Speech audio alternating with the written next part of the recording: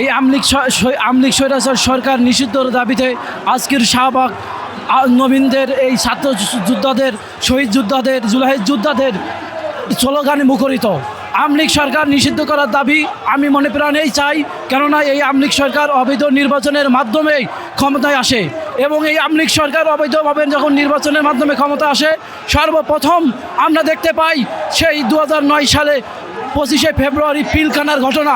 এই পিলখানার ঘটনার সাথে আমলিগ সরাসরি জড়িত এবং 2013 সালে বাংলাদেশের আলেমদের যে নির্মমভাবে হত্যা করা হয় সেই শাপলা চত্বরে এই আমলিগ জড়িত।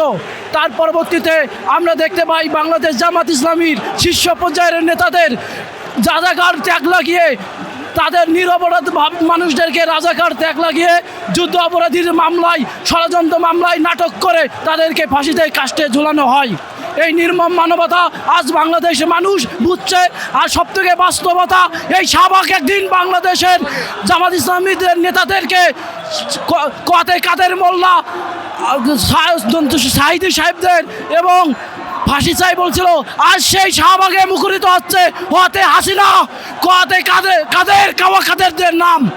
এই আমলিগ সরকার পরবর্তীতে তাদের স্বৈরাচার ক্ষমতায় টিকে থাকার জন্য আমরা দেখতে পাই আমাদের শহীদ যোদ্ধা, আমাদের এই জুলাইয়ের অভ্যুত্থানের সেই জুলাইয়ের বিপ্লবের মাধ্যমে যেই যোদ্ধাদের হত্যা করা হয়, সেই যোদ্ধাদের হত্যার বিচারের দাবিতে আমরা সোচ্চার আমলিগ নিষিদ্ধ দাবি করছি।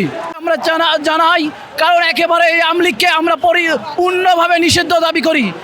বাংলাদেশে পরবর্তীতে যেন এই আমলিগ কোনো দিন, কোনো আমলে, কোনো সময় যেন আর কোনো রাজনীতি করতে না পারে, কোনো বাংলাদেশের কোনো মায়ের বুক যেন খালি না হয়, কোনো স্ত্রী যেন স্বামী না হারা হয়, কোনো সন্তান যেন পিতা না হারা হয়।